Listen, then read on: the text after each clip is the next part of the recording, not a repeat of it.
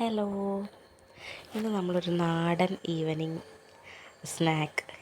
അല്ല, മോർണിംഗ് സ്നാക്കായിട്ടും നമ്മൾ ചിലരൊക്കെ ഉണ്ടാക്കാറുണ്ട് കേട്ടോ. അപ്പോൾ ഇത് കണ്ടപ്പോൾ തന്നെ നമുക്ക് മനസ്സിലായിട്ടുണ്ടാവും, ഇലയുടെയാണ് നമ്മളുടെ ഇന്നത്തെ റെസിപ്പി കേട്ടോ.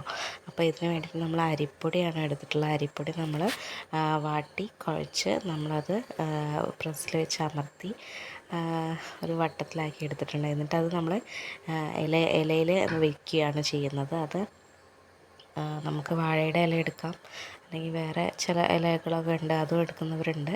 അപ്പോൾ ഇതിലേക്ക് നമ്മൾ പിന്നെ തേങ്ങയും ശർക്കരയും ഏലക്കായും ഒക്കെ മിക്സ് ചെയ്തിട്ട് നമ്മൾ അതിലേക്ക് അതിൻ്റെ സെൻറ്ററിൽ ഇട്ട് കൊടുത്തിട്ട് നമ്മൾ നന്നായിട്ട് പ്രസ് ചെയ്യും. എന്നിട്ട് ഇഡ്ഡലി ചെമ്പിൽ നമ്മൾ ആവിയിൽ വേവിച്ചെടുക്കുകയാണ് ചെയ്യുന്നത് കേട്ടോ.